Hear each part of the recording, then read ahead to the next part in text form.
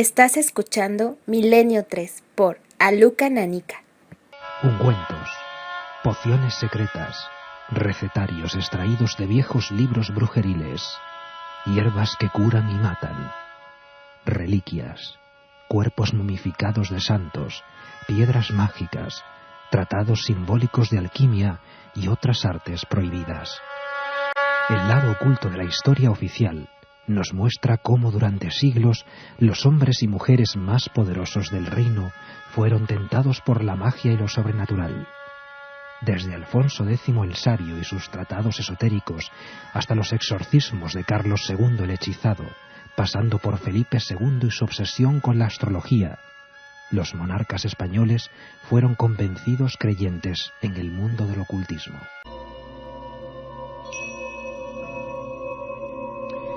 9:10 de la noche. Bienvenidos amigos a esta edición especial de Milenio 3. Estaba aquí al lado con Carmen Porter, que me estaba llenando la mesa de, no iba a decir de legajos, pero no llega a tanto, de documentos, porque sí, la familia de Milenio se concentra en un día tan especial, tan movido como el de hoy, pero no para hablar del monotema que hemos tenido, por lógica, el asunto informativo de primera magnitud de la boda real. Vamos a hablar también de monarquías, cómo no, pero quizá con una óptica, como habéis escuchado ahora a nuestro compañero Carlos Barroso, bien distinta. Una página de la historia que pocas veces se lee. Entre bambalinas, la tramoya de lo oficial, quizás. Vamos a hablar de personajes, de reyes, de monarcas que sintieron una fascinación muy especial por el ocultismo, por la alquimia, por la búsqueda de propiedades sobrenaturales en algunos objetos, una afición desmedida por libros o prohibidos o casi malditos. Incluso monarcas, hoy lo vais a aprender, vamos a aprender todos juntos, que fueron exorcizados, ¿sí? Reyes de España que eran sometidos a brutales exorcismos. Seguro que os acordáis de una figura con la que hoy remataremos este programa especial, Carlos II, el hechizado. Y estamos todos, Carlos Barroso, por supuesto, Katia Rocha, Carmen Porter, buenas madrugadas. Buenas madrugadas, ¿no, Iker? Bueno, claro. Estamos acostumbrados a decir siempre buenas madrugadas, si es que pero a estas horas ya son buenas tardes, buenas noches. Pues claro, bueno, ahora sí. Estamos en una franja extraña, más en un día como hoy, ¿no? La verdad es que sí, todavía sigue estando medio de día, o sea que buenas tardes para todos los oyentes de Milenio 3. Las 9:11 exactamente, ahora mismo van a ser las 9:12. Y como decía antes, 18,7 grados en la Gran Vía. La falta de costumbre, ya sabéis, ayer mismo estábamos hablando de extraños sucesos en las carreteras y hay un tema más histórico, pero no por ello menos interesante y menos enigmático, Que ¿verdad, va, Carmen? al contrario. Además, cada vez que te metes en la historia y sobre todo de estos monarcas que vamos a ver durante el progreso del programa, veremos las curiosidades que hay en torno a ellos, en torno a las monarquías, a lo que hacían, a los legajos que consultaban. Hablabas tú antes de papeles que tenía por encima de la mesa. Pues sí, ellos consultaban legajos, los traducían y sobre todo me ha sorprendido la afición que tenían a la alquimia, al esoterismo y a todo lo que es el ocultismo en general. La alquimia que era una arte que ellos practicaban, o al menos si no practicaban, pagaban a algunos viejos maestros alquimistas para que incluso se concentraran en lugares como el Escorial. Yo, como digo, vamos a aprender, yo el primero, muchas cosas. Un viaje hacia el otro lado del mundo de las monarquías, la conexión. Por cierto que además tenemos hoy un invitado de excepción. Van a pasar muchos por este programa, muchos historiadores, investigadores, expertos en contar y describir la historia, pero sobre todo me gustaría centrarme en una persona que acaba de escribir un libro que de verdad os recomendamos, El Archivo del Misterio, de Editorial Edad, la autora Mar Bueno, Magos y Reyes, el ocultismo, menudo subtítulo, el ocultismo y lo sobrenatural en las monarquías. Y desde luego que este programa no tiene ningún tipo de anhelo de ser herético, ni mucho menos. Vamos a contar cosas rotundas, con datos, con cifras, con elementos, con nombres y con apellidos.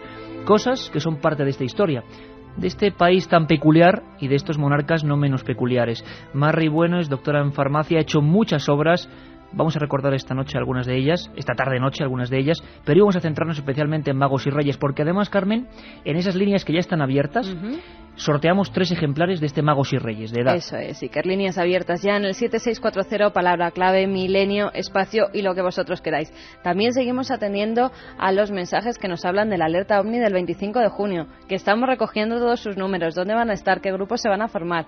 Informaremos también nosotros, por nuestra parte, pues de los grupos que se van a concentrar en las distintas provincias y cuál de nuestros colaboradores estará con ellos por si quieren unirse pues a esa noche mágica. Bueno, porque además hoy estamos de 9 a 11. Por lo tanto, la última media hora de hoy entraremos de nuevo en esa fase de la alerta. El 25J es la gran fecha. Más de 1.500 grupos de personas que van a estar observando el cielo en los 5 continentes.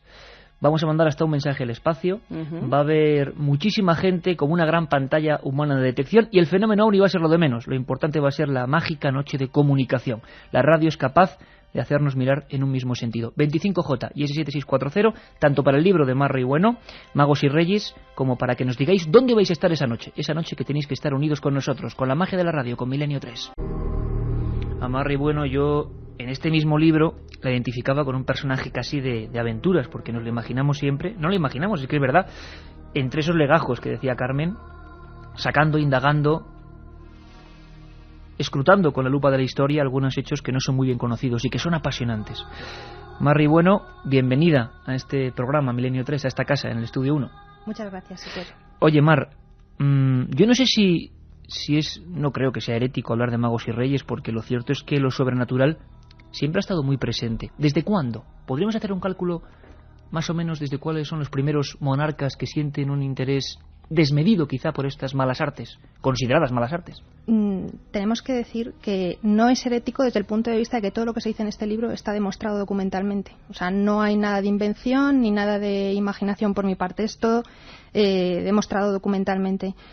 Podríamos remontarnos a los orígenes de la historia. Siempre digo lo mismo, la magia acompaña al hombre desde los orígenes mismos de la historia. En el caso concreto, si nos ceñimos a nuestro país, si nos ceñimos a la península ibérica, porque en aquel momento no era España tal y como hoy en día la conocemos, yo decidí empezar el libro con Alfonso X el Sabio.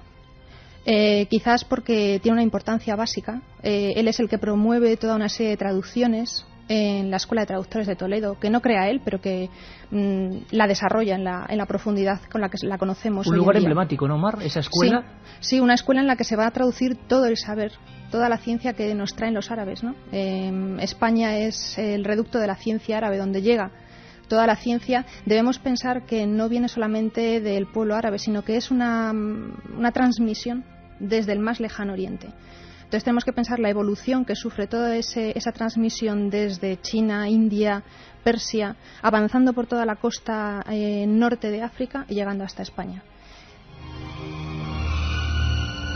Y por cierto, estas músicas que nos pone José Antonio Hernández, que hoy está auténticamente regio en la nave del misterio, vamos a viajar hasta la escuela, o a lo que quedó de ella, de Traductores de Toledo, con Luis Bausa, también profesor de la Universidad de Castilla-La Mancha, y vamos a conocer esos puntos de los que nos habla Marrey. Marc, comentabas Alfonso X, en tu libro hay una parte casi sobrecogedora para quien no conozca esas escenas de la historia.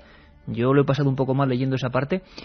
Fue un hombre que se enfrentó a una cosa que hoy nos parece una barbaridad, pero que ocurría en España: asesinatos rituales, y muchas veces de niños. Sí, es todo el tema de los asesinatos rituales que los cristianos atribuían a los judíos. No hay casos. De hecho, Alfonso X legisla. Es uno de los primeros grandes legisladores de nuestra historia, y hace una legislación relativa a los judíos, ¿no?, que teóricamente asesinaban niños. ¿Se creía eso, que eran los judíos? Se creía, sí, claro, lógicamente, ¿no?, por parte de los cristianos, ¿no?, pues como una intención de rememorar todo lo que había ocurrido en la pasión de Cristo. No sé hasta qué punto pueden ser certificados esos asesinatos rituales, pero la cuestión es que se legisló, y si se legisló fue por algo. Y de hecho fue uno de esos asesinatos, ¿no?, acaecidos a finales del siglo XV, los que provocan, según los expertos en Inquisición, el nacimiento del Santo Tribunal de la Inquisición española, que tanta importancia va a tener a lo largo de los siglos siguientes. Importancia clave. Y por cierto, Marc, que desde ya te invitamos a un programa solo sobre la Santa Inquisición, que es un tema que piden muchísimo los oyentes. Por cierto, aquí como somos los primeros nosotros que aprendemos constantemente, Alfonso X el Sabio, ¿quién era, Carmen? Alfonso X el Sabio nació en 1221, fue rey de Castilla y de León, era hijo de Fernando III y de Beatriz de Suabia. Era un apasionado de la astrología, de la adivinación, de la magia y de cualquier aspecto del saber en general. Su nombre figura al frente de un elevado número de libros que componen una extensa colección dedicada a las ciencias ocultas, a la alquimia, a la astronomía, a la astrología y sobre todo a la magia. Muchos de estos estaban escritos en lenguas inaccesibles para la época y, de no ser porque se encargó de buscar eruditos en diversos idiomas capaces de traducir estos textos en latín, pues si no fuera gracias a él no hubieran llegado hasta nuestra época. Pues nos imaginamos un poco a esos hombres. ¿Se pagaban grandes cantidades, Mar? ¿O había una especie de negocio de traductores, de expertos en el esoterismo que se dedicaban a pasar a nuestras lenguas esos libros antiguos? Debemos decir primero una cosa. El esoterismo, tal y como lo entendemos hoy en día, no tiene nada que ver con las ciencias que se practicaban en aquel momento. Ah, ¿qué diferencia puede haber? El esoterismo, ¿no? Las ciencias como la magia, la alquimia, la astrología, son ciencias consideradas esotéricas a partir del triunfo de la razón. Ah, o sea que antes eran partes más del saber. Eran unas partes más del saber, exactamente. La alquimia, de hecho, durante la Edad Media se estuvo planeando introducir en los estudios universitarios del momento, con lo cual son una forma de interrelacionar al hombre con el cosmos, ¿no? Lo que aparece en muchas representaciones posteriormente en la Edad Moderna, el macrocosmos y el microcosmos. El microcosmos el hombre, el macrocosmos el universo que le rodea, las influencias. Todas estas ciencias vienen a estudiar esa interrelación. No tiene nada que ver con el esoterismo, con los echadores de cartas, con las cartas astrales que se puedan ver hoy en día. Todas esas prácticas actuales se heredan de las de entonces, pero entonces eran consideradas ciencias eruditas. Qué curioso, ¿eh? Yo creo que hoy es programa de lápiz y papel, ¿eh? Ayer era un programa de miedo, Carmen, hoy es programa de lápiz y papel porque creo que vamos a saber muchísimas cosas. Esoterismo, siempre con ese tono un poco peyorativo, ¿no? Y sin embargo, hace unos cuantos siglos, en las más altas cunas del saber, eran eso, ciencia. Pues si te parece, Mar, Carmen y de todo el equipo, vamos a viajar a la historia. Ella hablaba de un asesinato ritual muy concreto que ocurría en Toledo, al parecer ocurría en Toledo. Se le llamó Santo Niño de la Guardia. Sí. Y nuestro compañero Rafael Romigorance, esa voz antigua de este programa, quería hablar de lo que se publicaba en algunos edictos en torno a estos terribles hechos. Había auténtico miedo social. Se hablaba de bandas. Recordad que hace poco hablábamos en nuestro horario del viernes a la 1:30 de sociedades secretas españolas, pues casi, pero en la antigüedad, de bandas que raptaban niños y algunas recreaban la pasión en vivo con esos niños. Hubo auténtico miedo. Escuchad a nuestro compañero Rafael Herrero y poneos un poco sobre todo en situación. En aquellos finales del siglo XV, momento de convulsión máxima, y hacia 1489 se hacían cosas como esta. Oyemos decir que en algunos lugares los judíos ficieron en el día del Viernes Santo, remembranza de la pasión de nuestro Señor Jesucristo, en manera de escarnio, furtando los niños e poniéndolos en la cruz, o faciendo imágenes de cera, e crucificándolas cuando los niños no pueden haber. Mandamos que si en algún lugar de nuestro señorío tal cosa se afecha, que todos aquellos que practicasen aquel fecho sean presos y recabados ante el rey, quien debe los matar muy habilitadamente cuantos quieran que sean.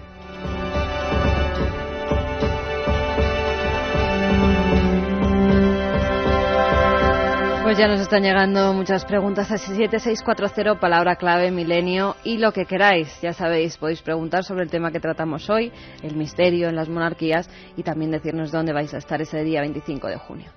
Desde Ponferrada, José Antonio nos dice, ¿cuál fue el último rey que se dedicó a la alquimia? Bueno, eso hay que esperar un poquito, ¿no? Es que se adelantan, ¿no? Los oyentes se adelantan. Claro. También Lucas nos pregunta que qué ha pasado con todas esas reliquias que fue recopilando Felipe II en el Escorial. Uno de los hechos más famosos, ¿no? Las reliquias que guardaba Felipe II. Pues hay que ir esperando, porque vamos a ir viajando en la historia.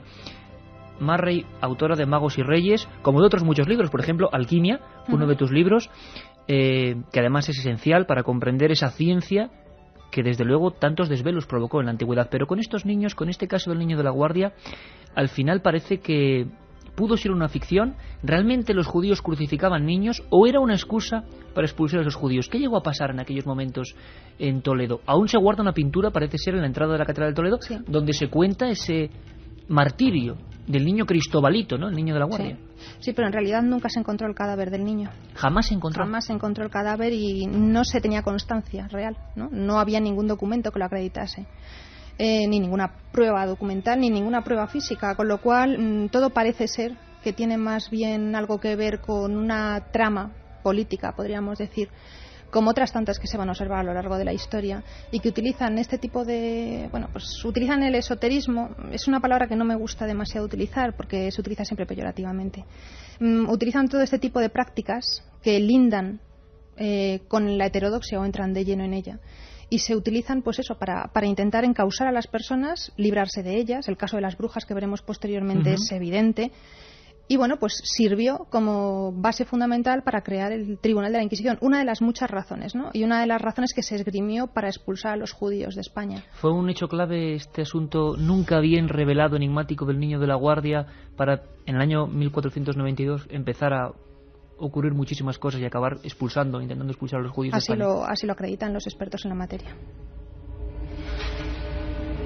Le hemos preguntado a otro auténtico científico de la historia, como es Mar Rey. En este caso es Luis Rodríguez Bausa, profesor de la Universidad de Castilla-La Mancha. Nos intenta meter en materia de esa historia que, si vemos en el libro de Mar los grabados, nos quedaremos absolutamente asombrados. Son varios hombres, claro, dibujados y caracterizados con unas facciones pues realmente terroríficas y abriendo prácticamente en canal a ese niño, brazos en cruz, en las afueras de Toledo. Escuchamos a Luis Rodríguez Bausa. Yo creo que en esta historia, como en tantas otras, corre un poco a caballo de las dos cosas, de la historia propiamente dicha y de la fantasía o de la leyenda. Fundamentalmente porque el original de ese proceso no se conoce, porque está perdido. Todo este proceso y posterior canonización del niño de la Guardia surgió casi de una forma legendaria, pero a raíz de un proceso de la Inquisición que nadie vio. Existe una especie de copia manuscrita de algo que se escribió en el año 1887, pero el proceso del que vamos a hablar en los minutos siguientes tuvo lugar a finales del siglo XV y comienzos del XVI, con lo cual pasaron ya demasiadas centurias como para dar veracidad y marchamo de autenticidad a aquel proceso. Mar, ¿por qué se hacía esa especie de recreación? ¿Era simplemente un escarnio, como leían aquellos edictos en la voz de Rafael Herrero, o había un auténtico componente ritual? ¿Se utilizaban esos corazones, si es que se extraían de verdad, si ocurre de verdad, para algún motivo posterior? ¿Había una ciencia brujeril en aquella gente o no? Teóricamente no, las brujas, los hechiceros, los magos, toda esta gente no utilizaba, además aparece descrito en todas las recetas, utilizaba sangre de niños, corazón de niños. Una de las acusaciones que se hace a las brujas es esa, que cogen niños pequeños y los asesinan en los aquelarres. O sea, ¿por qué niños pequeños?, se preguntará la gente. Porque son niños inocentes, es el asesinato de inocentes, ¿no? Es lo que siempre se busca. Quizás haya que rememorar y buscarlo dentro de la simbología cristiana, pues en la caza de inocentes, en la persecución de inocentes, matanza de inocentes de Herodes. Si nos remontamos, los expertos en la materia los remontan a otro tipo de ideas, ¿no?, que van mucho más atrás de la tradición judeocristiana, ¿no? Esa es la vinculación fundamental. Lo cierto es que haya proceso o no haya dudas de que fuera una maniobra política de gran envergadura para acusar de magia ritual a estos grupos judaicos. Los culpables fueron quemados, y vaya que sí fueron quemados. Escuchamos a Luis Rodríguez Bausa. Pues al entrar en una iglesia, pues para cumplir con la misa dominical, el libro donde llevaba oculto la hostia consagrada empezó a iluminarse, eso le delató, es prendido y después de llevarlo ante la Inquisición y bajo la tortura confiesa. Y cuando confiesa da los nombres y apellidos de 8 compañeros más. Así que el proceso finalmente acabó, salían en la plaza del Mercado Grande de Ávila, eran quemados, algunos vivos y otros después de aplicarles garrote vil, un total de 9 judíos acusados de judaizar y de este infanticidio. Hablamos de una época muy concreta. Para aquel momento, Mar, ¿qué libros básicos o importantes o que pudieran guiar a la gente en las malas artes, vamos a llamarlas así entre comillas, para entendernos, había publicados o traducidos? ¿O cuáles eran del interés de algunos monarcas ya en aquella época? Hablamos de final del siglo XV. en magia concretamente. En magia lo que se empiezan a traducir son los libros de invocaciones, lo que empiezan a publicarse. No es una publicación muy directa, más bien viene a ser notas, cuadernillos manuscritos que circulan de mano en mano. O libros, ¿no? Es una caracterización muy típica, libros impresos en octava. En octava es pues la mitad de una cuartilla para que pudieran ser guardados en bolsillo. No hemos inventado los libros de bolsillo, los libros de bolsillo ya vienen de mucho atrás. Pues porque eran libros muy peligrosos, que si te pillaban con ese libro ibas a la hoguera de cabeza. ¿Había diferentes penas para esos libros de magia y ocultismo? Las penas son siempre las mismas. Son libros prohibidos, van a aparecer en los primeros índices inquisitoriales que empiezan a aparecer a mitad del siglo XVI en España, un poco antes en Europa. Nosotros no hemos creado la censura de libros, aunque también la leyenda negra nos la achaque. Esto ya viene de otros lugares, ¿no? Las penas son siempre las mismas, libros prohibidos inquisitorialmente. Posteriormente, si te pillan con un libro de esos, las penas pueden ser dependiendo del libro, del uso que hicieses de ese libro y de las acusaciones que obtuviesen de ti. En este sentido, hay una frase que me encanta y que se me ha ocurrido, la he recordado según estabas hablando de este tema. Me encanta, pero no porque me guste en sí mismo, sino porque es muy explícita. La tortura creó la brujería.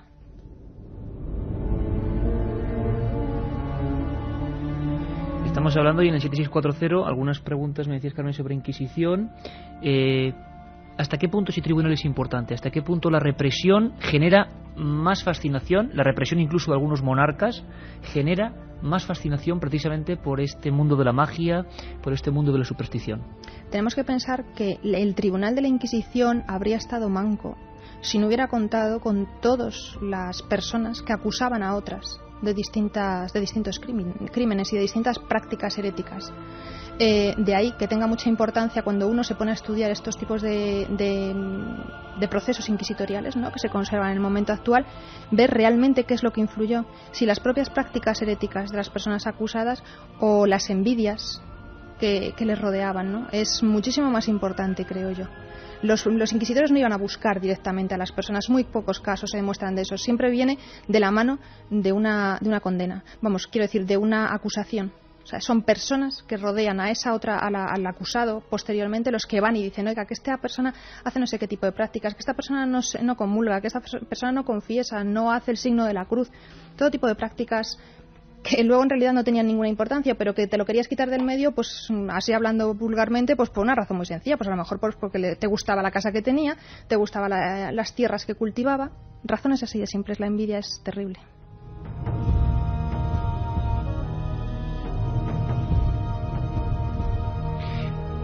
Hay una cosa en tu libro, vamos avanzando en la historia, hablas incluso de tratados de ahogamiento en la época de Juan III, ¿puede ser? Sí. Es un... Tratados de ahogamiento. Quizá ahora mismo nadie sepa de lo que estamos hablando, muy pocos. Ahojar, según describen los diccionarios de la época, quiere decir con la visión, la influencia que tenían las mujeres, malas mujeres siempre. En estas historias las mujeres nos llevamos siempre la peor parte, porque siempre son mujeres las que hacen malas artes y malas prácticas, ¿no? Claro, las mujeres son el símbolo del demonio, eso está claro en toda la historia, y sobre todo en la historia cristiana. Estas mujeres a través de sus ojos podían inficcionar, se decía, o sea, meter malas sustancias, no provocar enfermedades. Ese es el origen de muchas de los que se sigue manteniendo hoy en día, ¿no? Los niños a los que se les cuelga amuletos del cuello, ¿no? Porque normalmente es siempre hacia niños, por ese poder que tenían sobre esos niños inocentes, ¿no?, que no podían defenderse. Entonces, los tratados de ahogamiento son muy característicos del momento, y es una creencia que no tiene nada de herética, porque es una creencia común entre filósofos y médicos del momento. Y por ejemplo, hay en el monarca Juan III, que ¿quién era, por cierto, Carmen? Juan III fue rey de Castilla desde 1406, que nació, hasta 1454. Era hijo de Enrique III y de Catalina de Lancaster.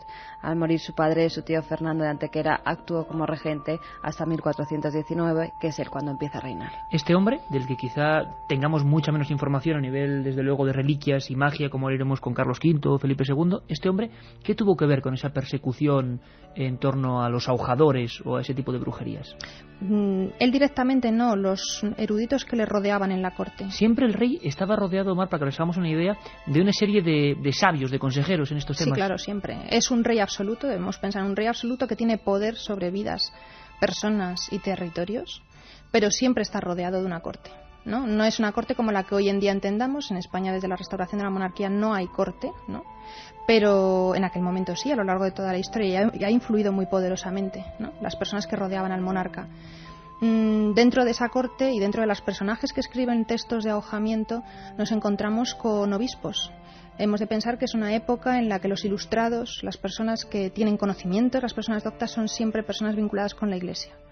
No, el alcance de la ciencia no iba más allá, no había muchas personas que pudiesen dedicarse a la ciencia como hoy en día, ¿no? Era un arte reservado a eruditos, normalmente, a personas de alto standing social y sobre todo a monjes. En este caso empiezan a escribirse una serie de tratados y fuera de este vínculo, de esta relación con monjes, encontramos a un personaje fascinante que todo el mundo conoce, estoy convencida, aunque solamente sea por el nombre, que es Enrique de Villena, el falso marqués de Villena. Nunca fue marqués, ¿no? Es un bastardo real, con una formación extraordinaria, con una biblioteca fastuosa. Vamos a dejarlo ahí un momentito, Mar, Sí. Vamos a dejar un poquito la incógnita. El mago Villena, o Enrique Villena, un personaje al que dedicas gran parte o una parte importante también del libro, figura clave para entender este mundo de la monarquía y el ocultismo, y en el que nos vamos a sumergir inmediatamente. La otra realidad. Fenómenos extraños. Misterios sin resolver. Milenio 3. En la SER. Katia Rocha, ¿tú sabes quién es Enrique de Villena o no? Pues sí que lo sé. Lo que pasa es que es impresionante porque en el colegio estas cosas nos enseñan, preparando antes la Lo información de comenta Alfonso alguna gente, X el Sabio, claro. Yo recuerdo que me enseñaron que tenía una biblioteca estupenda y que creó la Escuela de Traductores de Toledo, y gracias a Carmen Porter y al libro Magos y Reyes que hoy sorteamos de la editorial de la Edad, dentro de la colección del Misterio, pues mandando un mensaje al 7640, los siguientes se lo pueden llevar y enterarse como me estoy enterando yo. Bueno, vamos a más rey, bueno, Magos y Reyes. Hay que cambiar los programas de los colegios, yo creo. Bueno, a ver, no... Bueno, vamos a lo importante. Hay Hay que un andar oyente, con Mar, que te prudencia. pregunta que por qué no le has llamado a los Reyes Magos en lugar de Magos y Reyes. Quizá además Sí. evidente, ¿no? Bueno, otro oyente nos dice que le gustó mucho además tu libro de alquimia, que era muy bibliográfico, pero que le gustaría practicarlo y que le gustaría que escribieras una segunda parte. Emma Un dice... momento, Katia, aunque sea muy brevemente, Mar. Alquimia, que es para otro programa desde luego, pero ¿aún hay gente que practica hoy eso de la alquimia? Sí, ¿Todavía hoy? sí. Bueno, pues lo contaremos desde Sí, luego. Un oyente que nos dice que se llama Emma y que cree que todos los seres humanos tienen las mismas inquietudes y miedos, sean monarcas, intelectuales o de otra condición. Buena lección el tema de hoy. Eugenio de Valdemoro nos dice que hay constancia cierta de que Alfonso VI de León y Castilla junto con el Cid abrieron el Arca de Santa de Oviedo. Ah, pues en ese tema... A mí ahí me pilla también, nos ha sí, pillado. Sí, pues bueno, A ver si nos puede mandar pero más que es lo bueno información. de los oyentes, que siempre dan argumentos para seguir indagando y abrir nuevas pistas. Andoni de Valencia nos pregunta que si fueron los Borgia tan oscuros como se cree.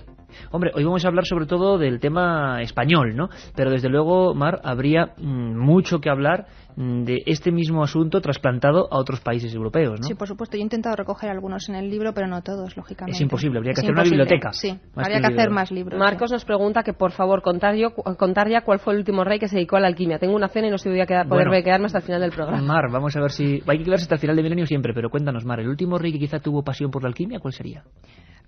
Pasión. El último rey que sabemos que le aplicaron remedios alquímicos, que yo tenga constancia, fue Carlos II. El hechizado. El hechizado. Al que dedicaremos, por supuesto, unos cuantos minutos importantes. Además, de una figura que siempre da una cosa... Para que sepáis, vamos incluso a recordar, ¿te acuerdas, Carmen, lo que nos contaba aquí Paul Nashi?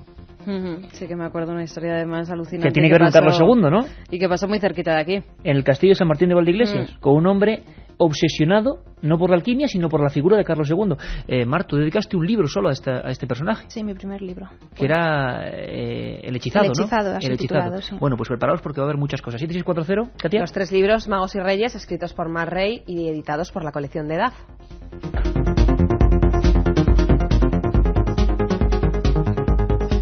Pues antes de viajar al mundo de Carlos V o de Felipe II, hacer un repaso, desde luego, como decía Katia, bastante distinto del que se da en el colegio, vamos a quedarnos en ese personaje que comentaba nuestra hoy invitada, el mago Villena.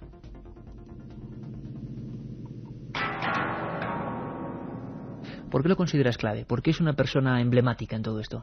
Pues fundamentalmente porque hizo una compilación de textos fastuosa que lamentablemente muchos de ellos se perdieron. porque bueno, tras su fallecimiento el rey ordenó que fueran quemados públicamente en una plaza de Madrid. Hasta tal punto la biblioteca era fascinante en temas de magia, de alquimia, de astrología, que el obispo encargado, Fray Lope de Barrientos, encargado por el propio monarca de quemarlos, se quedó con algunos. No lo pudo remediar. ¿Se sabe con cuáles o no? Parece que pistas? puede haber pistas, sobre todo libros de astrología, porque posteriormente Fray Lope de Barrientos publica un tratado de la adivinanza, se llama, que es un texto de adivinación a través de la astrología. Dicen los expertos que probablemente solamente pudo obtener ese tipo de información a través de los libros que se quedó, de los manuscritos, porque en esa época eran fundamentalmente manuscritos que se quedó de la biblioteca de Enrique de Villena.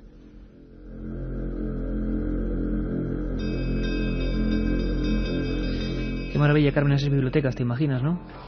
Pues sí, me las puedo Vamos a imaginar. visitar luego la del Además, Escorial. visitando la del Escorial ya la gente se puede hacer una idea. Con los libros al revés. Exactamente, con los libros al revés, para que no se viera pues que los tomos, muchos de ellos eran dedicados a lo que Mar está contando, a la alquimia, a la magia y a cualquier tipo de ocultismo, aunque esté mal llamarlo así. Oye, ¿había bestsellers, digamos, en la época o libros que tenían en estos temas...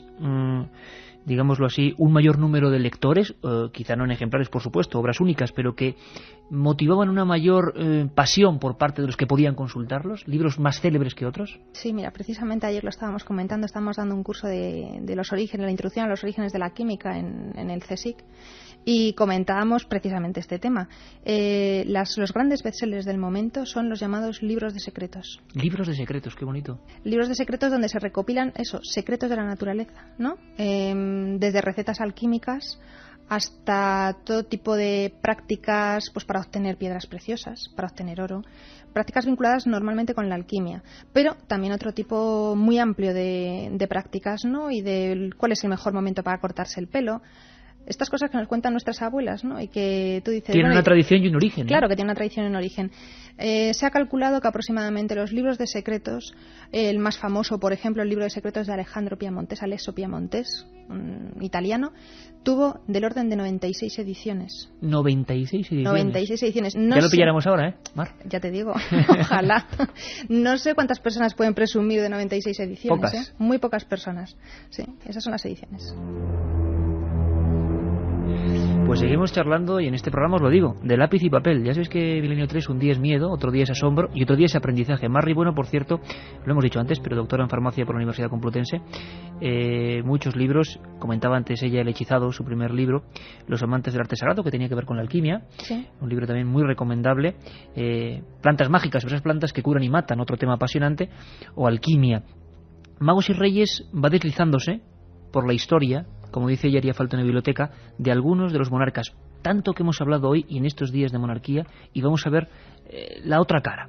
Hay algunos que serían, como decía antes Carmen, un monarca estrella por el que todo el mundo pregunta o siente fascinación o siente más cercanía por el hecho de estar el Escorial muy cerca, es Felipe II, ¿no? Las preguntas sobre Felipe II son constantes. Sí, son constantes sobre todo porque yo creo que dentro de estos temas es el rey más conocido, sobre todo por sus reliquias, por esa compilación de reliquias que hizo, que decían que llegaba a 7.000, y todo lo que puso en el Escorial referente a estas, incluso cuando murió, que hizo que toda su habitación, incluso las cortinas, en ellas se pusieran todas las reliquias que tenía y los pináculos. Que a veces eran cosas humanas, a veces eran trozos de eran cuerpos. Huesos, eran claro. Huesos o trozos de cuerpo, hostias que se mantenían incorruptas, hostias sangrantes. Tenía todo tipo de reliquias que había ido pues recopilando, además con una cierta obsesión a lo largo de toda su historia. Y gastando fortunas, me imagino. Y gastando, pues, como bien dices, auténticas fortunas en encontrar las más extrañas. Incluso tiene una que es muy difícil de ver.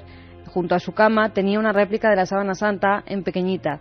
Si la gente se fija, porque no se deja entrar a lo que era el dormitorio de Felipe II, pero junto a su cama sí que hay una reliquia como de unos 60 centímetros, muy pequeñita, que imita perfectamente a la sábana santa.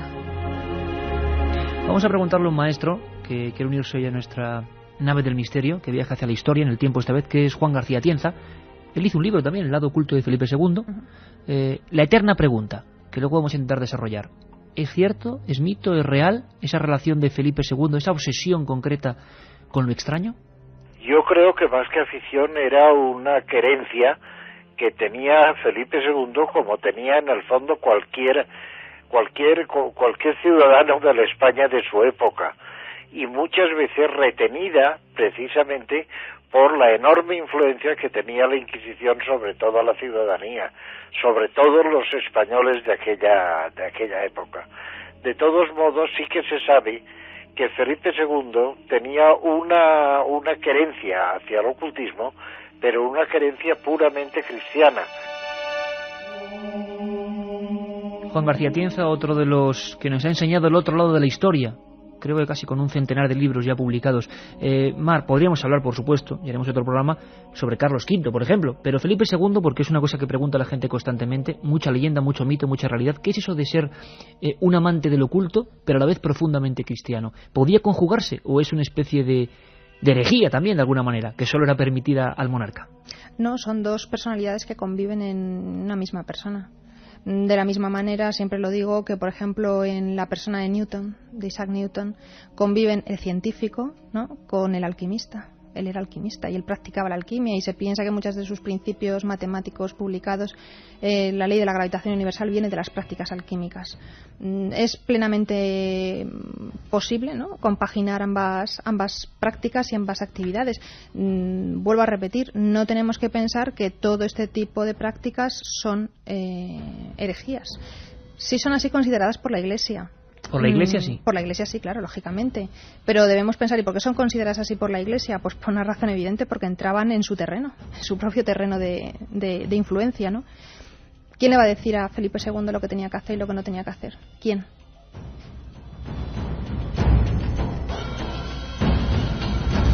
Un hombre también, como nos comentaba antes Mar, rodeado evidentemente de algunos consejeros. Nuestro compañero y amigo Jesús Callejo nos habla de uno de ellos que debe tener también una influencia absoluta sobre el monarca. Le escuchamos. Y él se encargó de recoger todos aquellos libros de magia, de ciencias ocultas, que previamente le había dado la orden Felipe II. Bueno, pues en la Biblioteca del Escorial, que realmente son dos bibliotecas, en una de ellas se verá que aquellos libros, y esa es una teoría bastante sugestiva, y que puede ser verdad, aquellos libros molestos para la opinión pública, molestos sobre todo para la Inquisición, que no querían que fueran conocidos, no se ponían por el lomo, sino que se ponían por la parte contraria del libro, de tal manera que si tú vas a la Biblioteca del Escorial verás que hay muchos libros donde no puedes ver el título de la obra, sino que solo ves pues lo que sería, digo, el canto de la obra, solo serían las páginas, sin poder descifrar nunca ni qué autor ni qué obra es. Bueno, pues eso es lo que dice la leyenda negra, que son las obras prohibidas, aquellas obras que no quiso Arias Montano que se destruyeran. Arias Montano, lo ha dicho Jesús Callejo, otro de esos consejeros, bibliotecarios, y que en ese lugar, ese reducto tan extraño que un día tenemos que visitar todos y hacer un programa desde allí, del Escorial, genera una especie de mundo dedicado a la magia, mucho más, o a lo extraño, mucho más de lo que creemos, mucho más de lo que enseñan las visitas oficiales, quizás. Sí, pero más importancia, por ejemplo, en la que tuvo Arias Montano, la tuvo Juan de Herrera. Juan de Herrera, el arquitecto real. El arquitecto. ¿Por qué, Mar? Hay mucha gente que nos pregunta, ¿verdad, Carmen? Y me lo comentabas antes, que hay muchas dudas en torno a la geometría sagrada, quizás, o geometría oculta. Incluso también nos preguntan si es verdad que el Escorial se construyó con reglas de alquimia y cábala, nos lo dice Alicia. Sí, claro, lógicamente se buscó el sitio apropiado. No está construido el monasterio en el Escorial al azar. Nada se construye al azar, parece Nada ser, ¿no? se construye al azar, y el Escorial mucho menos. ¿Y qué tuvo que ver ahí, o lo que los expertos y los estudiosos como tú, Mar, habéis intentado indagar? ¿Por qué se elige ese sitio? Porque según tengo entendido, y igual estoy metiendo, como es bastante habitual en mí, la pata profundamente, se hablaba de, si no recuerdo mal, la boca del infierno, o había algunos nombres concretos para un lugar, y lo erige justamente allí, con unas medidas muy concretas, con una austeridad que asombró al mundo. ¿Por qué? Se dice que es un lugar de poder. Se dice tradicionalmente que el Escorial es un lugar de poder, con una serie de cultos megalíticos que se remontan, pues eso, a la prehistoria. La construcción se hizo siguiendo las trazas del mítico Templo de Salomón. Hay una página web en internet apasionante, con teclear simplemente Templo de Salomón sale un estudio de un arquitecto que hizo su tesis doctoral sobre ese tema, ¿no? Con todo tipo de imágenes, de representaciones. Espectacular. Era una recreación, ellos querían... Sí. Se quería recrear quería hacer eso. Sí, el templo del Templo de Salomón. Y lo rellenó, digamos, de alguna manera, de objetos de poder también. Un lugar de poder digamos, envuelto de objetos de poder, no solo libros, sino ese tema que tú una vez nos ponías los pelos de punta de algunas reliquias, algunas espantosas. Sí, se decía, lo comenté, me acuerdo, teóricamente el cuerpo de uno de los inocentes de la persecución de Herodes. Se decía que estaba allí, el cuerpo del niño. Un cuerpo de un niño, sí, momificado. Se decía que estaba allí. Hasta ese punto llegaba Felipe II. Sí, hemos de pensar que Felipe II es el rey de la Contrarreforma, ¿no? En ese momento surge la Reforma protestante, él abandera la Contrarreforma, él es el rey católico por excelencia y claro, debemos pensar que el protestantismo rehuía de todo tipo de reliquias, no quiere saber nada de reliquias cristianas. Conclusión, Felipe II, con una red de corresponsales y de personas que le debían mucho, monarcas de distintos países europeos que le debían mucho porque era el monarca absoluto y el monarca donde no se ponía el sol, en cuyos dominios no se ponía el sol, le enviaban todo este tipo de reliquias porque sabían que él le apasionaban. Él construye el Escorial por muchas razones y entre otras hace de él un museo de reliquias, ¿no? Quiere recopilar todas esas reliquias allí. Se recopilan más de 9.000. Más de 9.000. Sí, se conservan casi todas en el momento actual. Y de hecho, cuando hubo las exposiciones del centenario de Felipe II, pudieron verse en exposición algunas. ¿Cuáles nos llamarían más la atención al profano que llega allí y observa eso? Quizás una de esas que imagino que no se mostraría, la que tú comentabas. No se mostraba esa. Hay algunas que son tan macabras que no llegan a... No, las reliquias que se suelen mostrar son las más famosas, ¿no? Son todas las que él recoge en honor al santo patrón del Escorial, que es San Lorenzo. Ya sabes que también el Escorial no solamente reproduce el templo de Salomón, sino que si tú lo ves desde el aire es una parrilla, reproduce una parrilla que es donde murió San Lorenzo. Es el mayor lugar donde se recopilan el mayor número de reliquias vinculadas con este santo. También hay algunas relacionadas con Cristo, con la Virgen María. Las que se expusieron eran casi todas de santos y santas, pues huesos, trozos de cabello, trozos de tela, de los vestidos que tenían. Son las que se expusieron y las que se podrían ver. Juan García Tienza todavía nos da otro dato interesantísimo, y sé que el asunto del Escorial, precisamente en un día como hoy y tan cerca de Madrid, en el estudio 1 que estamos, aunque sea para toda España y para todo el mundo a través de Internet, causa cierta sensación. ¿Quién no ha paseado por el Escorial y se ha embelesado con esa rectitud, con esa austeridad? Pero hay mucho más, es como otro lado oculto. Como decía Mar, como si ese monarca Felipe II también tuviera dos caras muy bien diferenciadas. Juan García Tienza nos habla de cómo había reuniones de alquimistas en algunas dependencias concretas. Le escuchamos. Y la prueba es que mientras estuvo haciéndose los 23 años que duraron de construcción las obras del monasterio del Escorial, dedicó precisamente una de las torres principales a la llamada, que la llamó precisamente la Torre de la Botica, porque era la torre donde se reunían los alquimistas aficionados, la mayor parte de ellos, o alguno de ellos hizo alguna obra de relativa importancia, pero el hecho es que se reunían allí para cambiar impresiones e incluso para hacer algunos experimentos cuyos aparatos mandó a hacer el mismo Felipe II. Un viaje en busca del misterio. Milenio 3, en la SER.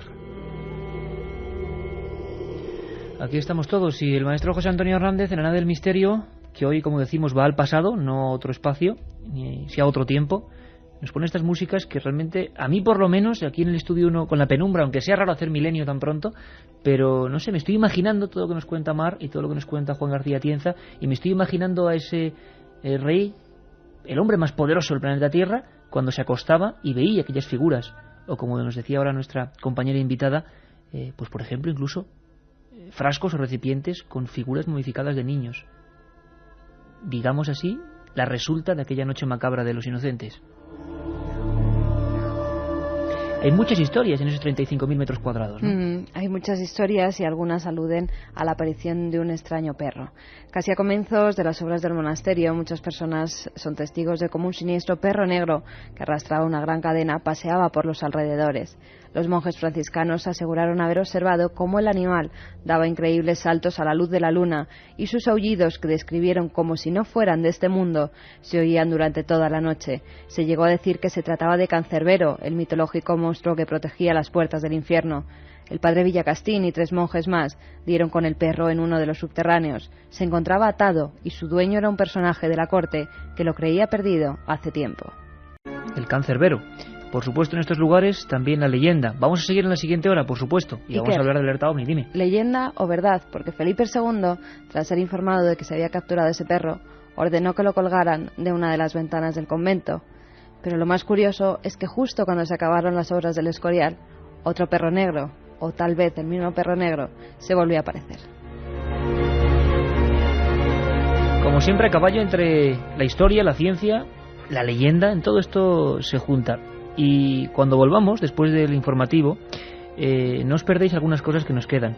Hablábamos de Carlos II el hechizado, ¿verdad? E incluso vamos a hablar no de perros, pero sí de figuras medio mitológicas, medio reales, como el unicornio, que también, ¿verdad, Mar? Motivó 1001 ensueños en esta gente, en algunos monarcas incluso, y unas persecuciones incluso en busca del unicornio. Era utilizado como medicamento. Era utilizado como medicamento. Sí, uno de los famosos alexifármacos, un medicamento contra el veneno. Quizás contra el más las famoso. ponzoñas, ¿no? Exactamente. Bueno, pues vamos a también ponernos un poco todos de aventureros, y si nos acompañáis en este viaje vamos a ir detrás del mítico unicornio. Casi nada. Katia, que ya estás por aquí. Pues sí, hay un montón de mensajes de oyentes preguntando sobre este tema. Raúl de Castellón nos dice que al lado de su pueblo hay un cementerio de brujas, dicen que está maldito y que allí actualmente algunas noches se practica alquimia. Habéis hablado de Carlos II, pero no habéis aludido a una figura tanto o más enigmática, el infante Don Carlos, hijo de Felipe II. Jerónimo de Almería nos dice que por supuesto que se practica alquimia hoy en día. Ellos practican alquimia vegetal, espagiria y nos apasiona, pero es duro tener información. Alquimia vegetal, ¿esto qué es? ¿Algún tipo de variante de la alquimia? La alquimia, para que nos entendamos, tenía algunas bases, digamos, importantes de objetos a los que llegar. Al menos los que no sabemos mucho nos han hablado del elixir, ¿no? De la eterna juventud y la piedra filosofal. Sí. Pero había otras alquimias diferentes. Sí, bueno, lo que se busca en la alquimia tradicionalmente es la transmutación de los metales. Se parte de metales viles, como se les llamaba, y se intenta obtener el oro y la plata. Pero hay una vertiente que es la espagiria, lo que llaman la alquimia vegetal. Espagiria porque se elabora aguas destiladas a partir de vegetales que teóricamente tenían propiedades próximas a las de la quinta esencia y que tienen una importancia básica en la medicina de los siglos XVI y XVII. En uno de tus libros, Mar, he llegado a leer incluso que se aplicaban ungüentos o se fundía oro para ser ingerido, para purificar las sangres. Hasta ese punto llegaba la sí. pasión de esta gente. Es el famoso oro potable. Oro potable. El oro potable es uno de los medicamentos más famosos, pero de la historia, ¿eh? O sea, los estudios se remontan a China y llegan hasta el momento actual. Hoy en día se sigue haciendo oro potable. ¿Se sigue haciendo oro potable? Sí, hay gente que sigue utilizando diciendo que utiliza el oro potable para curar incluso cáncer, una cosa bárbara que... Medicina cara, por supuesto. Sí, pero claro, medicina falsa, absolutamente falsa. Alicia, adelantándose a un tema del que vamos a hablar, nos pregunta que si el Escorial se construyó con reglas de alquimia y cábala. Sí, eso lo he comentado antes, Carmen, alquimia y cábala y construcciones muy precisas en un lugar perfectamente destinado para ello. Un poco ya más en la actualidad, Miguel de Zaragoza nos pregunta que si hoy en día se toman decisiones sobre asuntos de Estado practicando, pues esto, el esoterismo. Y también nos preguntan que si el rey Juan Carlos I le interesa la ufología y ya más allá, nos preguntan por los novios, los recién casados. ¿Esta nueva pareja tiene algún misterio que les rodee? Bueno, imagino que es muy pronto, ¿no? Que casi todo esto, Mar, es histórico. No sé si habéis leído, perdona, que decían que el día 22 de mayo no se eligió al azar. Caramba. Que según las cartas astrales, yo lo he leído, no tengo ni idea porque de esto no sé nada, según las cartas astrales de los novios, era el 22 de mayo el día propicio, exacto para casarse. Bueno, al menos climatológicamente han errado. A la reina sí que sabemos que le gustan los temas, sí, porque de hecho alguna vez nos han pedido cintas de Milenio 3 para enviárselas a la zarzuela, sí, con lo cual nosotros orgullosísimos. Eso es y hay un oyente que a mí me sorprendió este mensaje. ¿Cuál era el rey que se curó? Esto parece el trivial. Pues se curó cuando le metieron una momia en la cama. ¿Cuántos reyes poseídos han existido en la historia? Lo de la momia, lo del poseído para luego. Para luego, sí, porque esa es la respuesta. ¿Lo de la momia en la cama? Sí, es de luego, sí. Vamos a descubrir personajes absolutamente inquietantes. 7640, palabra milenio. Sorteamos hoy 3 libros de esta novedad: Magos y Reyes, el ocultismo y lo sobrenatural en las monarquías, editado por Edad de Marri. Bueno, estamos, Carmen, también tomando nota, ¿no? Porque desde luego lo que se tercia es un programa sobre alquimia. Oro potable, alquimia vegetal, una serie de recetarios de los que, digamos, lo oficial no cuenta absolutamente nada. Sí, además hay oyentes que han conseguido libros, como un chico que dicen que tiene 15 años y tiene un libro titulado Plantas que curan, plantas que matan, que estaba abandonado en una casa y que aparecen curas para todo tipo de enfermedades por medio de las plantas. Eran libros que, bueno, aquí siempre animamos a leer. Hay que intentar también en las librerías de viejo acudir a algunos de estos entre comillas, por supuesto, incunables. No os perdáis el siguiente trozo durante una hora. La última la dedicaremos a hablar de la alerta OVNI, pero durante unos minutos, que creo que sean provechosos, vamos a hablar de esa figura inquietante. No solo de figuras humanas como Carlos II el hechizado, sino también, por ejemplo, de figuras animales, la búsqueda del unicornio, las monarquías y lo sobrenatural, lo que nunca se cuenta, la otra página de la historia. Milenio 3, os dejamos con los compañeros de los servicios informativos y volvemos en un instante. Aquí seguimos, 22:07 horas, 18,4 grados en un día histórico, e intentando contar la otra cara de la historia. Y estamos aquí rodeados de buenos amigos en el estudio de la cadena SER. Milenio 3, pues todo el equipo al completo. Hemos hablado de un montón de cosas. Hemos viajado desde Alfonso X a las persecuciones de brujas de Juan III. Hemos hablado de la obsesión por las reliquias de Felipe II. Y nos quedan varias cosas por contar, aunque habrá que hacer varios programas, aunque sé que es mi eterna cantinela. Pero hablábamos, tú hablabas, Carmen, de un misterioso perro, la leyenda de un perro que se aparecía en el Escorial, lugar clave. Y dejábamos pendiente una historia que tiene que ver con la fauna, pero que también tiene que ver con la magia. El unicornio, y tú hablabas, Mar, totalmente seria, de que era un animal perseguido, un animal de fábula o de realidad, y se intentaban buscar sustancias de su cuerno en concreto, para paliar males. Sí, se utilizaba su cuerno en terapéutica. La pregunta es, ¿el cuerno de quién? Porque el unicornio es un animal mitológico. Exacto. Esta es una leyenda que viene desde la Edad Media. Nosotros debemos pensar que tenemos una cultura muy visual. Todo lo hemos visto y todos sabemos lo que significa porque tenemos la televisión. Pero hay que ponerse en la Edad Media, donde no hay libros, los grabados son muy escasos, los dibujos muchísimo más. Entonces son leyendas que cuentan, historias que se cuentan de un animal que existe en la India. Claro, imagínate quién había podido ir a la India, en la Europa del momento también. Un animal que tiene el cuerpo de un caballo y que tiene un gran cuerno en la frente. Lo que se estaba describiendo era el rinoceronte. Pero claro, si tú lo intentas asemejar, dibujar un rinoceronte por una descripción como la que yo te estoy haciendo, pues dibujas un unicornio, es lo más parecido. Ese es el unicornio terrestre llamado, ¿no? El cuerno de rinoceronte, que de hecho hoy en día se sigue utilizando en la India como afrodisíaco. Está perseguida la caza y captura de rinocerontes porque se matan en cantidades impresionantes porque se sigue utilizando como afrodisíaco. En el siglo XVI surge la teoría de que, bueno, no solamente hay unicornios terrestres, sino que también hay unicornios marinos, porque los pescadores irlandeses descubren un animal, un cetáceo marino, también con un gran cuerno. ¿Qué cetáceo es? El narval. El narval, cuyo cuerno, si ahora lo estamos viendo todo, porque este programa hay que pedir un poco de esfuerzo para que la gente vea el tiempo que escucha, pero esa especie de pequeño vallenato, algo así, con una especie de cuerno de unicornio en todo el morro, ¿no? Que dicen que es un diente. Sí, que dicen que es un diente, así helicoidal, muy largo. Se utilizaban, es un medicamento que se utiliza pulverizado, pues diciendo que se utiliza, como te he dicho antes, como alexifármaco contra venenos. También lo que se hacía es que con el cuerno se tallaba y se hacían copas, y se decía que el vino que se ponía en esa copa y que se ingería estaba libre de todo antídoto, o sea, de todo veneno. Yo creo que seguían utilizando a las personas que probaban, los grandes y los poderosos, que eran los que tenían acceso a este tipo de reliquias, pues seguían teniendo su catador al lado, ¿no? Y si el catador caía fulminado por la bebida, daba igual que lo bebieran en el vaso del unicornio, que no nos atrevían a probarlo, ¿no? En el testamento de Felipe II se conservan varios unicornios y que se van manteniendo a lo largo de la familia, porque yo he consultado el testamento de Carlos II y se siguen manteniendo los cuernos de unicornio.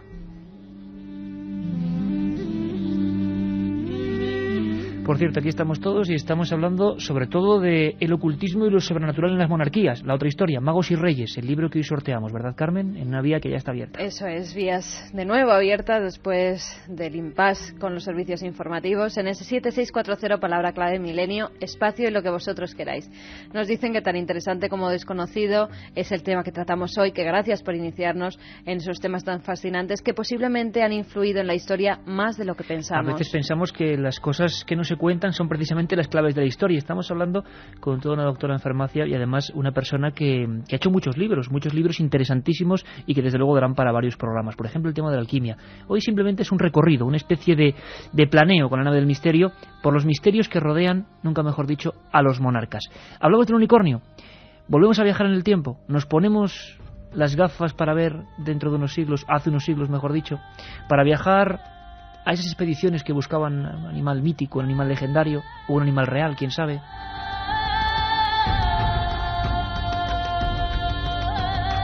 Pues escuchad a nuestra voz del pasado hablando con datos y textos reales de aquellas cruzadas, vamos a llamarlas así, para perseguir al unicornio y de los increíbles beneficios que tenía su mágico cuerno. Hay en la India ciertos asnos salvajes que son grandes como caballos y mayores incluso. Tienen el cuerpo blanco, la cabeza de un rojo oscuro y los ojos de azul intenso. En su frente hay un cuerno cuyas raspaduras se administran en una poción como protección contra drogas mortíferas. La base del cuerno es de un blanco puro. La parte final es aguda y de un carmesí intenso. Los que beben en ellos, convertidos en recipientes, no padecen de convulsiones ni de mal sagrado de la epilepsia. En realidad, son inmunes incluso a los venenos. Este animal es sumamente veloz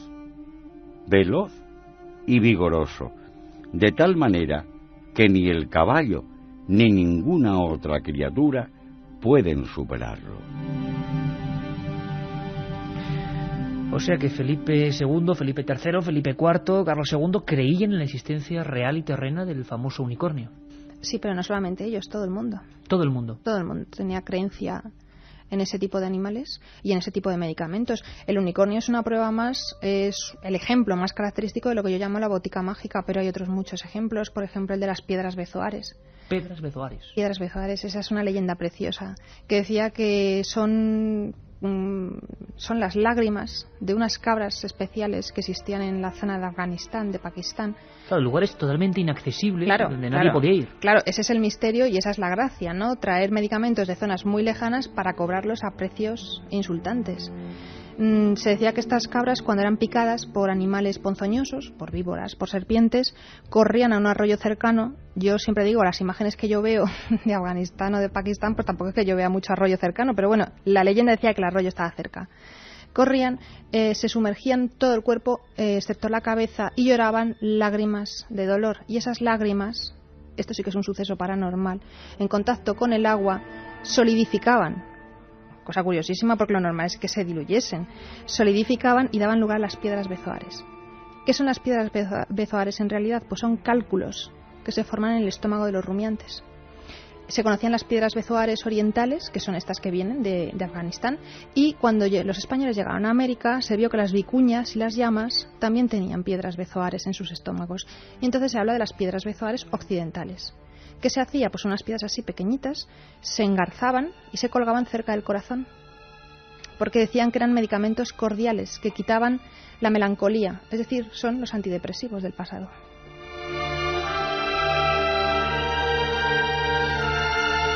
Como buena doctora, Mar nos acaba de dar una pequeña lección del Prozac de hace unos cuantos siglos, ¿no? Realmente nos damos cuenta de que nada es tan nuevo como pensamos, ¿no? Nada. Sino que viene de mucho más atrás. Siguiendo esta especie de planeo rápido, desde luego, de cada monarca, nos decís algunos, cada monarca tiene, por supuesto, su propio programa, evidentemente, pero en un día como hoy queríamos, bueno, pues saber un poco de todos ellos, ¿no? O de los más significativos.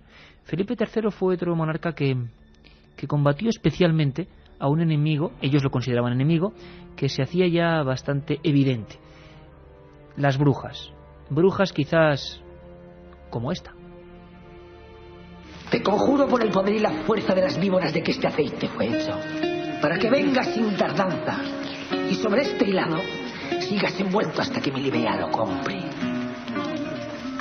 Y de tal manera quede enredada en él, que cuanto más lo mire, más te abras y lastimes el corazón con el amor de Calisto, con un amor tan recio y tan sin remedio, que pierda cualquier pudor y venga a contármelo todo, a pedirme ayuda y premie mis trabajos y mis recados.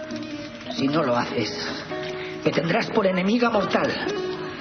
Abriré tus cárceles eternamente oscuras y te heriré los ojos con un rayo de luz.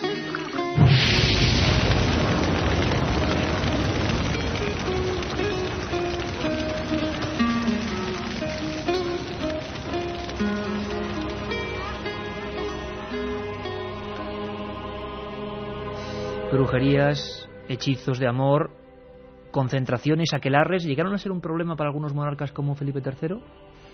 Y para Felipe III, para el que menos, fueron un problema. La famosa caza de brujas que se desarrolla en Europa entre 1450 y 1750, que lleva a la hoguera a... Bueno, las cifras son muy difíciles de calcular. Se estima que a lo mejor entre 80 y 90.000 mujeres, 90.000 casi mujeres. Todas mujeres, sí, quemadas en las hogueras.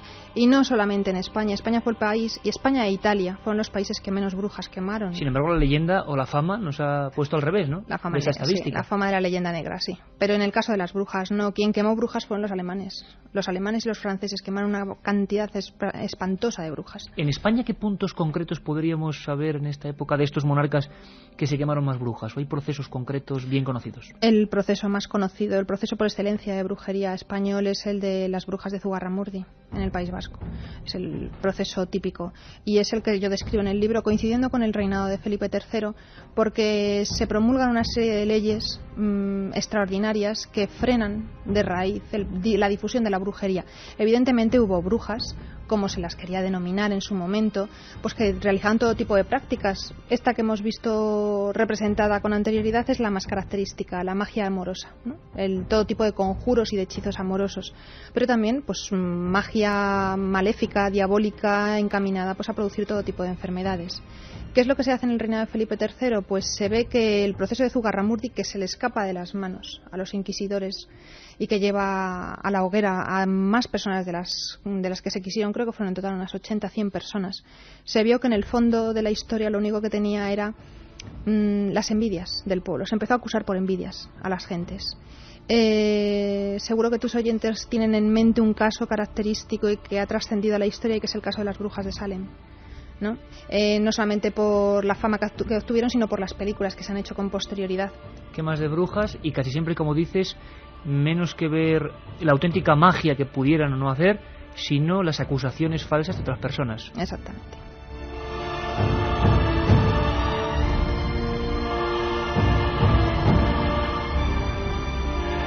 De aquella época son también los llamados martillos de brujas, o tratados contra ellas por escrito, digámoslo así. Son anteriores. ¿Anteriores? Sí, el famoso martillo de brujas, el Malleus Maleficarum, escrito por dos inquisidores alemanes, aparece en 1486. A partir de entonces se empiezan a publicar, este martillo de brujas en los primeros 50 años del siglo XVI, no sé si son también 70, 80 ediciones las que adquiere. Son tratados misóginos, terribles, lees unas cosas bárbaras. Y a partir de ahí se empiezan a publicar, los inquisidores empiezan a publicar manuales en los que se dice cómo perseguir a las brujas, cuáles son sus características y cómo llevarlas a la hoguera.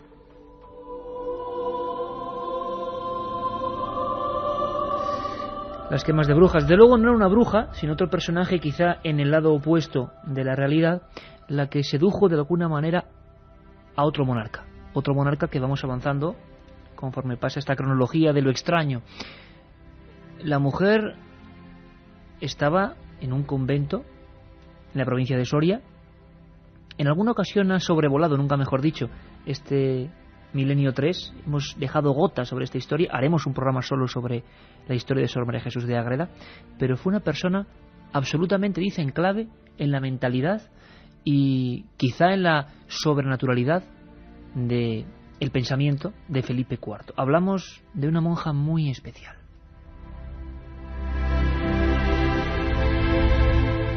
Sor María Jesús de Ágreda nació el 2 de abril de 1602, se llamaba María Coronel Arana y desde muy joven quiso abrazar la condición religiosa. Con tan solo 25 años fue elegida abadesa. Esta mujer sobre todo destacó por sus muertes místicas. En ellas permanecía durante horas inmóvil e insensible, incluso llegó a levitar, tal y como relataron varias religiosas que se encontraban en ese momento junto a ella. También, según aseguran los cronistas de la época, tenía el don de la bilocación. Bilocación. Es decir, podía estar en el mismo momento en dos lugares completamente distintos. Así, por ejemplo, fue vista por los indios humanas de la Baja California, pero a la vez estaba en el convento atendiendo sus quehaceres. Existe una crónica escrita por Fray Alonso Benavides que cuenta que la vio predicando a los indios con un vestido azul, por lo que comenzó a conocérsela como la Dama Azul. Además, gracias a su intercesión se produjeron más de 70 milagros, algunos de los cuales se encuentran recogidos en su libro Mística Ciudad de Dios. Todos estos fenómenos extraordinarios motivaron las sospechas del Santo Oficio, que inició un proceso de investigación del que salió absuelta. Fue entonces cuando su fama traspasó fronteras y el rey Felipe IV fue a conocerla hasta su convento de Ágreda. Desde entonces mantuvo con él una estrecha relación, ya que el rey le consultaba todos y cada uno de los problemas, tanto religiosos como políticos, que se produjeron durante su reinado. Fue su consejera hasta que la monja falleció el 24 de mayo de 1665. Desde entonces, su cuerpo se conserva incorrupto. Sor María Jesús de Ágreda, persona fundamental dentro de lo mágico, lo extraño, en otro rey. Sí, yo solamente te voy a decir un dato. Es tan apasionante que llevo 5 años trabajando en su biografía y soy incapaz de terminarla. Por la documentación y porque no quiero librarme de ella. Entonces digo, no voy a acabar nunca. ¿Te ha atrapado el personaje? Sí, me ha atrapado. Es fascinante, fascinante, auténticamente fascinante. Una mujer de una personalidad extraordinaria, muy lista, mucho más lista de lo que la gente se piensa. Muy avanzada para su época. Muy avanzada para su época. Se está trabajando ahora en intentar beatificarla. No sé si se conseguirá. No se consiguió en su momento y no sé si se conseguirá. Una mujer... hay una historiadora americana, que ahora mismo no recuerdo exactamente su nombre, que dice que la diferencia entre las brujas y las santas solamente es una. Las brujas son de baja clase social, las monjas son de alta cuna.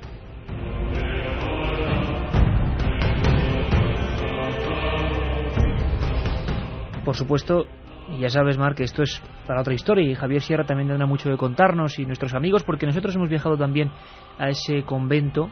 ¿Y cómo podía describir, aunque sea para nuestros amigos hoy y que preguntarán a través del 7640, cómo es posible, se ha resuelto el misterio, Mar, de cómo esa monja en un convento de clausura describía tierras de América y a su vez en América, antes de la llegada de los conquistadores, se decía que había aparecido una dama azul que les había cristianizado y enseñado la cruz? ¿Ese misterio increíble se ha resuelto de alguna manera? No, no se ha resuelto.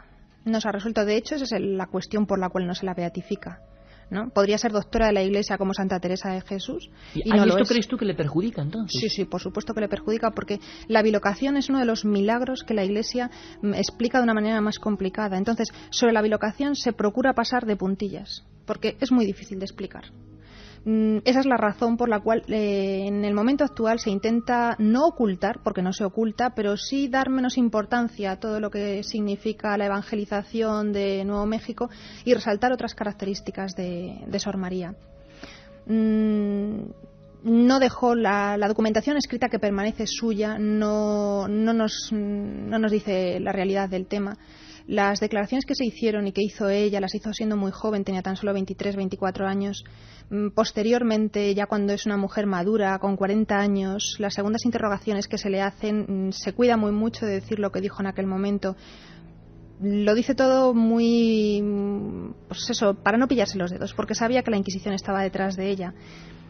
A partir de ese momento intenta olvidarlo, intenta ocultar ese periodo de su vida, ¿no?, en el que teóricamente se bilocó y evangelizó a los indios de Nuevo México, y se centra más en un papel fundamental para la historia de España, que es el ser consejera privada de Felipe IV. ¿Y por qué Felipe IV tenía esta, digamos, obsesión con ella, en el sentido de, bueno, era una monja de clausura? ¿Cómo confesarle auténticos secretos de Estado? ¿Cómo dejarse guiar por esa persona? ¿Por qué? ¿Por la fama de esos sucesos paranormales, de esos hechos extraños? Esa fue la razón por la cual él fue a visitarla. Hemos de pensar que también un monarca, Felipe IV, que ahora también nos puede parecer que no tiene mayor trascendencia, pero que en su momento fue llamado el Grande. No Felipe IV, sino Felipe el Grande. Eso es indicativo de su importancia en el contexto europeo. Se desplazó en persona a visitarla, a su convento de clausura. Quedó tan fascinado, debía ser una mujer tan fascinante, que solamente por la conversación que tuvo con ella, ¿no?, y a través de la reja de la clausura, decidió cartearse. Y son unas cartas estupendas que se conservan. Felipe IV le dijo que doblase el papel por la mitad, que él escribía en un lado de la página y en la otra mitad ella tenía que responderle, para que no hubiera interferencias, no hubiera falsificaciones, supiera realmente que era ella siempre la que le estaba contestando. Es un momento en el que Felipe IV pierde a su primera mujer, a Isabel de Borbón, pierde a su primogénito, al príncipe Baltasar Carlos. Queda completamente destrozado, pierde al conde duque de Olivares, ¿no?, que cae en desgracia, que le tenía completamente dominado. Y entonces necesita apoyarse en alguien. Y esta es la mujer más a propósito para ello, ¿no? Le comenta todas sus penas, todas sus desgracias, todo lo que se le pasaba por la cabeza. No creo que Sor María influyera tanto en la política como en la persona del monarca, ¿no?, en su interior, en intentar sobrevivir a las desgracias que le habían acaecido.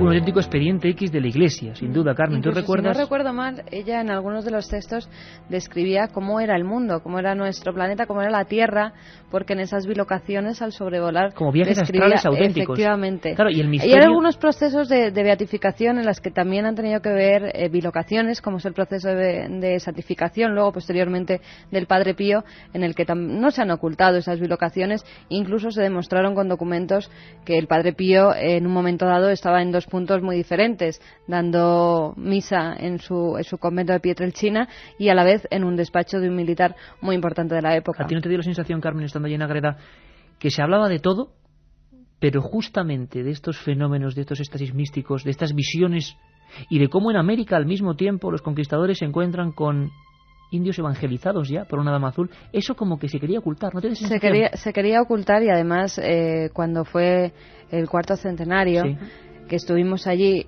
yo recuerdo que había todo tipo, pues, de sus libros, de Ciudad Mística de Dios, un montón de cosas relacionadas con María Jesús de Ágreda, pero en torno a las bilocaciones no había nada, o sea, no había ninguna muestra que revelara que ella había tenido pues esas muertes místicas.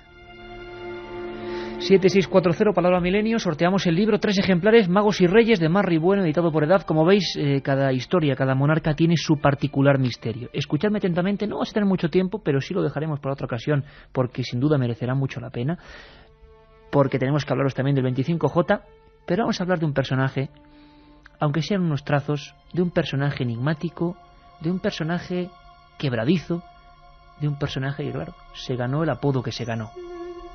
Escuchad a Carlos Barros.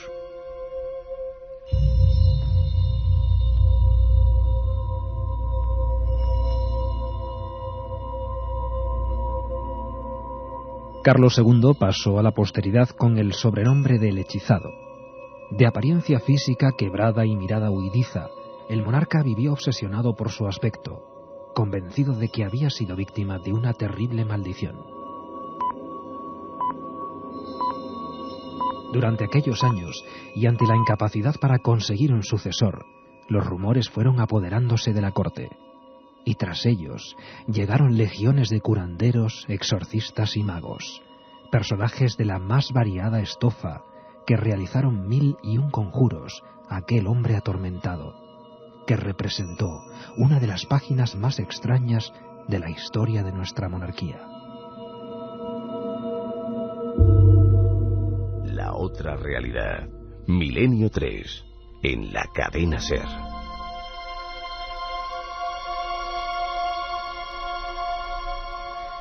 Carlos II, al que le dedicaste un libro del que hablas en este Magos y Reyes. Si hablamos de reyes y misterio, desde luego creo que el número 1 casi del escalafón, ¿no? Sí, en el caso español yo creo que sí. Aunque solamente sea por el sobrenombre con el que ha pasado la historia, ¿no? El Hechizado. ¿De dónde le viene ese sobrenombre? Pues ese sobrenombre le viene de los últimos 15 años aproximadamente de su vida, en los que se casa por 2 veces, no consigue descendencia, y entonces se dice que la única razón por la cual el monarca no tenía descendencia era porque fuera víctima de un hechizo. No se explicaba que el rey pudiera ser estéril, que la reina lo pudiera ser, no se explica de ninguna manera.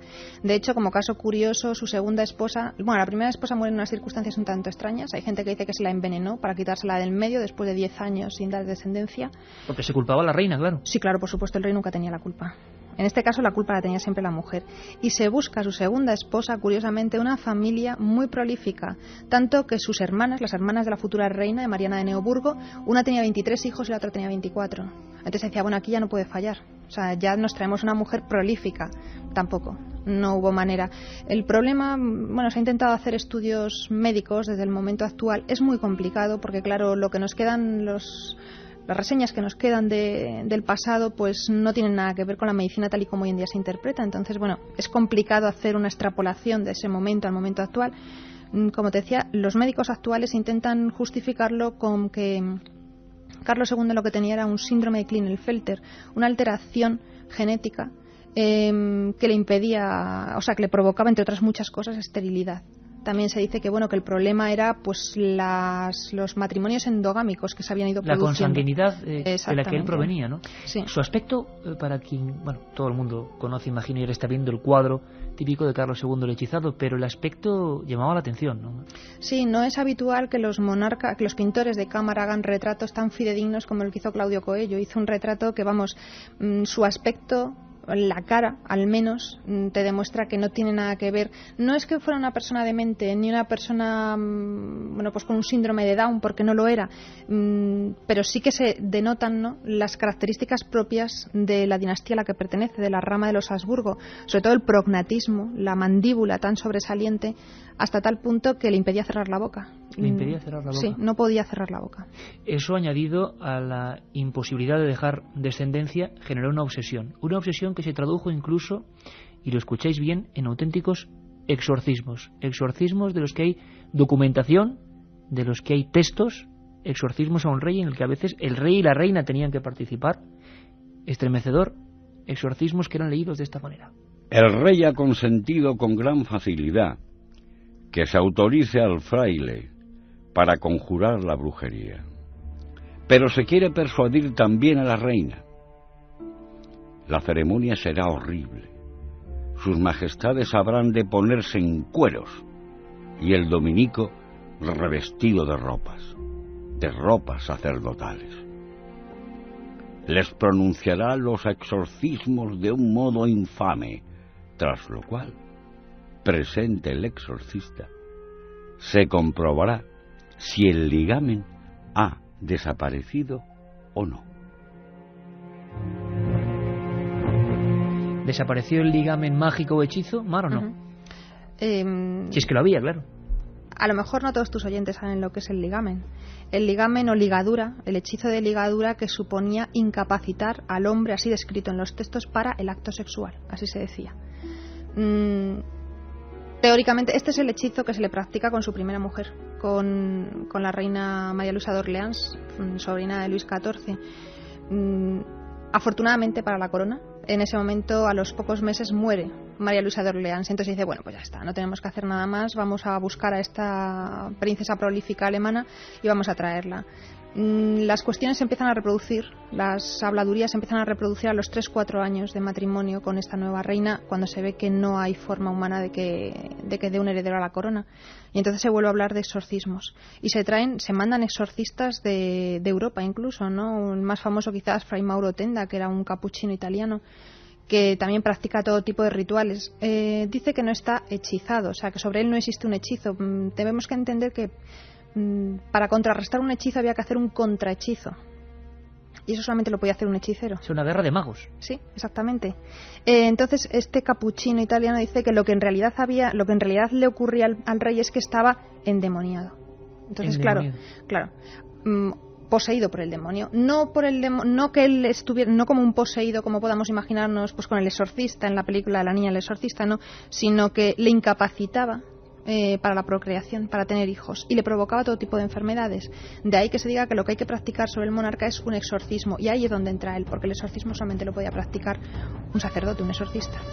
Y las escenas que tuvieron que vivirse son terribles. La vida de Carlos II, que es todo un poema, acabó atormentado, imagino, por estas causas, porque nunca pudo tener descendencia. Nunca. Y además se establecieron bandos de poder en el palacio sobre los posibles monarcas que sucederían al rey.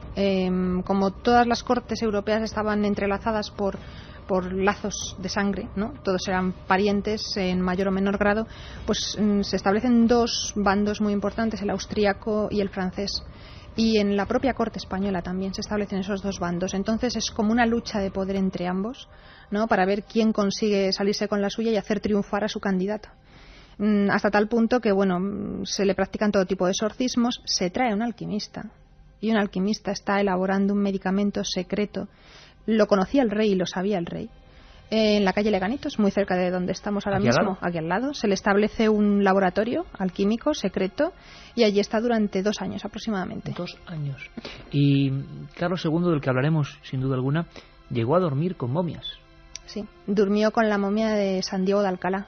Santiago de Alcalá, que bueno, era un fraile que había vivido en Alcalá de Henares, con mucha fama de santo, de hacer todo tipo de curaciones, pero que era bueno, un simple franciscano, que su fama de santidad, ¿no?, y de hacedor de milagros fue utilizada por Felipe II con su hijo, con el príncipe Don Carlos del que hemos hablado. En el príncipe Don Carlos, que ha comentado también uno de tus oyentes, no tiene tanto que ver la vertiente que él tuviera como ocultista o como mago o como aficionado a todos estos temas, ¿no?, sino la leyenda negra que se le ha achacado. No tiene nada que ver. Pues bien, curó al príncipe Don Carlos, y entonces Felipe II, que tenía muchísimo poder, como ya hemos hablado, consiguió que se le canonizara. En cuestión de 2-3 años se le canonizó. Y desde entonces se convirtió en el santo familiar de los Austrias. Y en una de las enfermedades, uno de los momentos claves de la vida de Carlos II, cuando piensan que se muere, en el año 96, él se muere en el 1700, es en ese momento cuando se trae la momia de San Diego de Alcalá y se le pone en su cama y duerme con ella. Increíbles historias, la cara oculta de las monarquías, la cara que no se suele contar y que, como vemos, a veces puede tener las auténticas claves. Vamos a despedirnos de nuestra invitada Marri Bueno, autora, repetimos, de Magos y Reyes, el ocultismo y lo sobrenatural en las monarquías, que desde luego recomendamos a todo el mundo, con una noticia que tuvo que ver con hasta qué punto gente puede obsesionarse no con la magia, sino con un monarca. Carlos II siempre ha tenido una pátina, eso, el hechizado. E incluso influyó en algunos extraños y macabros sucesos ocurridos en Madrid, de gente que estaba obsesionada con su propia figura. Nos lo recordaba hace ya 2 años, parece mentira, Carmen, hace 2 años que empezábamos esta andadura, hoy programa 202, nos recordaba un mago del cine español, del mago no de la alquimia, sino del celuloide, que lo pasó muy mal rodando algunas películas en el castillo de San Martín de Valdeiglesias, porque allí había un hombre, un tal Ganza, que tenía el gusto de pasear con felinos y que su máxima obsesión era Carlos II. Todo su hogar estaba reflejando la efigie de ese hechizado. Vamos a recordar lo que nos decía hace 2 años Paul Naschy. Pero sí que ocurrió algo realmente extraño cuando ese castillo pasó a manos de un personaje muy, muy curioso que en principio no dejaba rodar y que al final a nosotros, por ejemplo, nos dejó rodar y dejó rodar algunas películas más. Este personaje de repente aparecía vestido de militar, de un militar como de húsar y cosas así. Vivía con una leona. Yo tuve una escena que parece increíble, pero esto es auténtico y fue testigo toda la película, que es que me encerré en un salón con él con la leona y empezamos a hacer brindis a Don Carlos el hechizado, en fin, una cosa muy extraña. Era un personaje muy extraño, tan extraño que daba un poco de repelús, ¿no? Entonces se dijo y se decía que allí se habían hecho misas negras, que se había jugado, que se había empleado la ouija, y francamente era todo tan tétrico, todo lo que rodaba a este hombre, que era para podérselo creer, ¿no? Paul Naschy hablándonos de un hombre que quería casi entrar en contacto con la efigie y que se creía prácticamente reencarnado ni más ni menos que de Carlos II el hechizado, y convirtió su castillo en una especie de panteón recordatorio, ¿no? Pero hubo sucesos extraños en los que entraremos en profundidad, pero que acabaron con un extraño suicidio también delante de ese cuadro, ¿no? Efectivamente, Iker. Juan Fernández Ganza era un millonario que era el propietario del castillo medieval de San Martín de Valdeiglesias y fue hallado muerto el 22 de octubre de 1985 en su cama con un orificio de bala en la cabeza y un revólver en la mano. Este hombre, que era conocido como el señor del castillo entre los vecinos del pueblo, era sobre todo llamado por su pasión por el ocultismo, el alcohol y los leones, con el que, como decía Paul Naschy, llegó a vivir incluso en ese edificio. Los vecinos aseguraron que en el edificio se celebraban todo tipo de orgías y rituales, sesiones en las que se invocaban los espíritus y que siempre se celebraban en la sala de armas. Incluso en algunas de esas sesiones llegó a invocar al espíritu de Carlos II como personaje clave en toda su vida, ¿no? Efectivamente. Se dice también que utilizaba la ouija para mantener todo ese tipo de contacto con los espíritus y que él creía que en alguna de las ocasiones sí que había mantenido contacto con Carlos II. Acostumbraba a pasear por las calles de San Martín sobre uno de sus caballos, perfectamente uniformado, con botas de montar, con gorra y con fusta.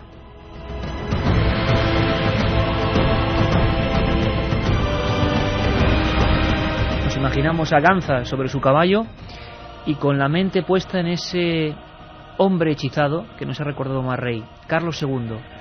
Unos lóbregos pasillos de ese castillo, y cuadros, reproducciones, dibujos, recreaciones propias, con la efigie de ese hombre, como nos comentaba nuestra invitada, con la mandíbula que no podía ni cerrar la boca, esa tez blanquecina, ese aspecto casi, si podemos decirlo hoy, sobrenatural.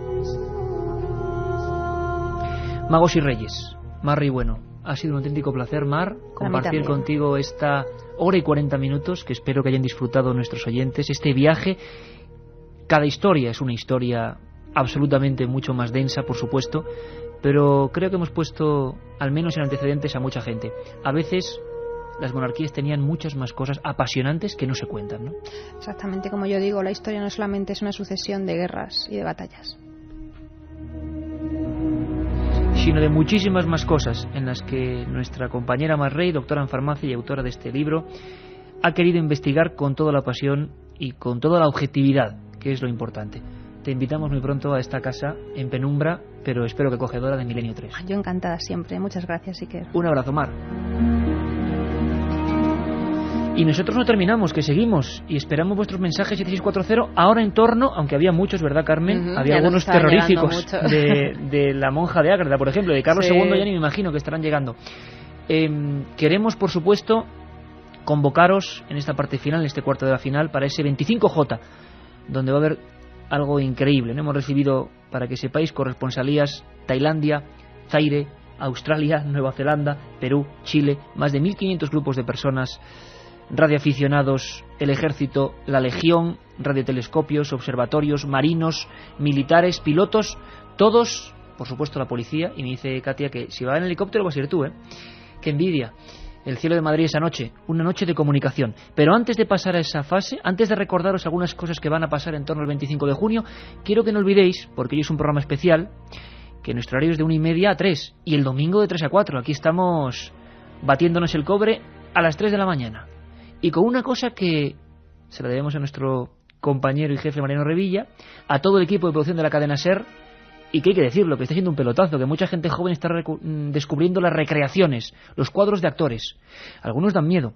Yo os prometo, porque le oigo casi llegar, le estoy oyendo llegar, llegará aquí exactamente a las 3:30 del domingo, a ese personaje del que habíamos hablado, Leona, el hombre del saco. El hombre del saco no es ningún cuento, existió de verdad, vivía en Gádor, Almería, y robaba niños. Recordaremos su historia.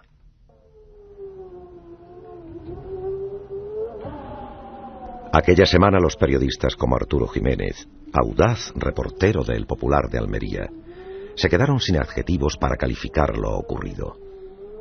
La gente tenía miedo, se encerraba en sus casas y solo hablaba de los sacamantecas, de los arrancauntos y de que la vida de un niño costaba 3.000 reales.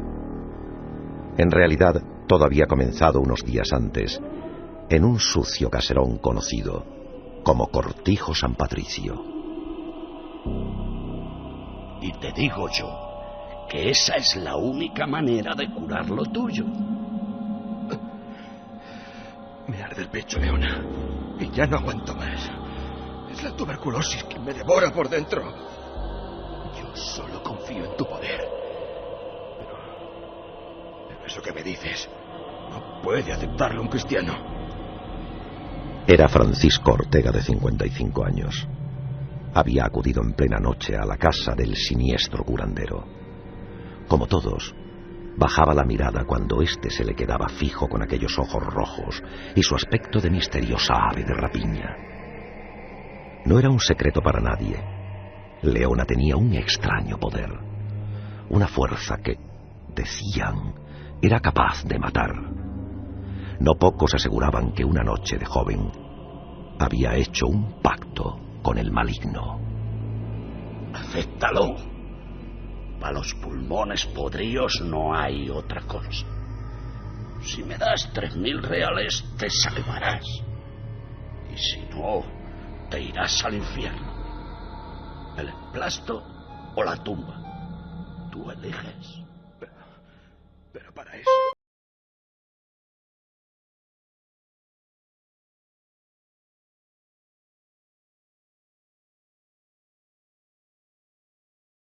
Todo, que todavía teníamos por aquí espectros de Carlos II, de Felipe IV, de la monja de Ágreda, de Alfonso X. Hemos aprendido, Carmen, ¿eh? Vaya recorrido por la historia de las monarquías, ¿eh? Hemos aprendido muchísimo. Incluso algunos nos dicen, algunos amigos que estudian historia, que había que tener una asignatura que se llamara Milenio 3. Oye, pues nada, dentro de poco, Carmen, tenemos con bata blanca y delante de la pizarra dando misterios. No, yo soy más de calzarme las botas y ir a buscarlos. 7640, palabra milenio. Queremos saber quiénes os apuntáis a la alerta del 25 de junio. Va a ser inolvidable.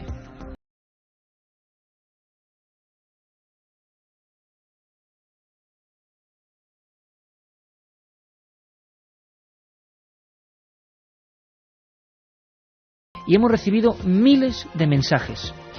Y vamos a contarlo brevemente. Daremos más información a partir de este domingo en ikerjimenez.com, la página amiga de este programa, de vuestro programa, sobre nuestros corresponsales y en qué sitios van a estar.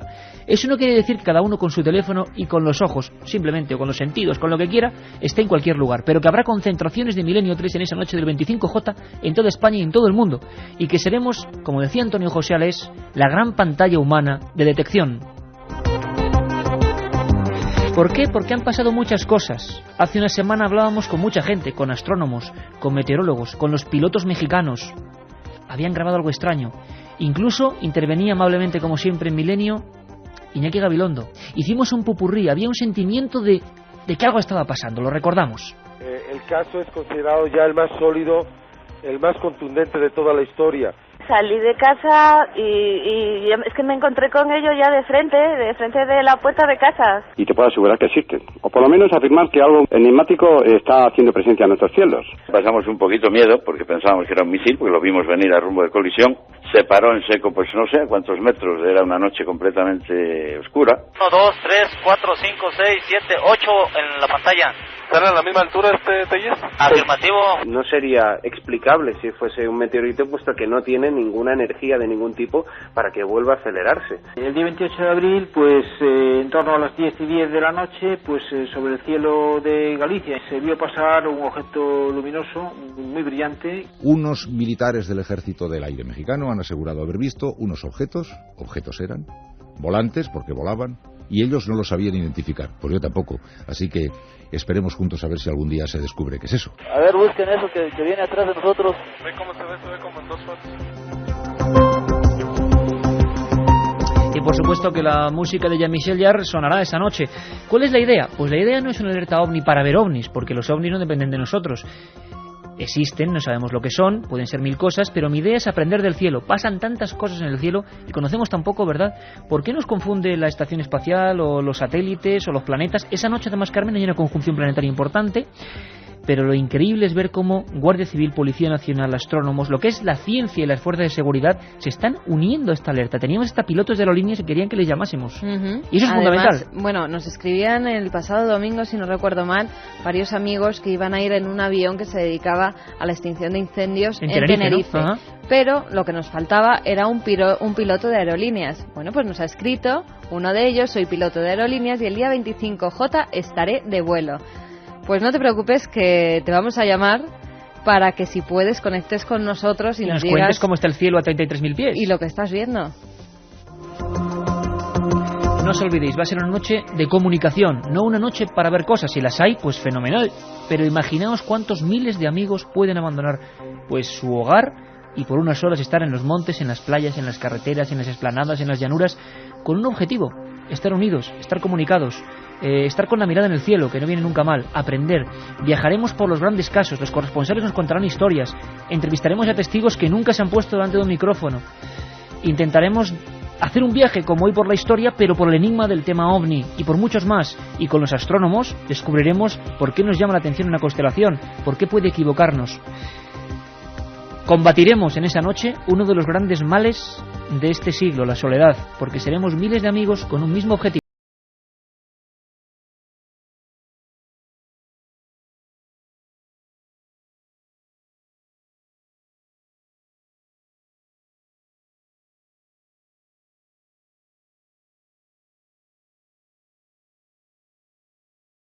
Materialista y marxista-leninista isla de Cuba aterrizan los ovnis, o al menos eso aseguran aquí en La Habana vecinos del municipio de Boyeros quienes el pasado 8 de mayo, alrededor de las 10 de la mañana, dicen haber visto aterrizar en un campo un pequeño objeto del tamaño de una rueda de camión que despedía una luz muy brillante. Fue en la finca El Pedregal, situada en los alrededores de Espocuba, un recinto ferial donde en ocasiones se celebran reuniones del Partido Comunista al sureste de La Habana. Según un vecino de la zona, Raúl Beltrán, de 17 años, el ovni no hizo ruido ni echó humo al aterrizar, y la forma en que se desplazaba le llamó la atención. Su madre, Odalis, corroboró la versión, si bien admitió que al principio pensó que se trataba de un paracaidista, ya que en Espocuba habitualmente se realizan saltos desde aviones. Otros testigos afirman que en el sitio donde supuestamente descendió el objeto, las hierbas y plantas estaban quemadas, aunque dada la sequía que afecta a la zona, tampoco eso es algo raro.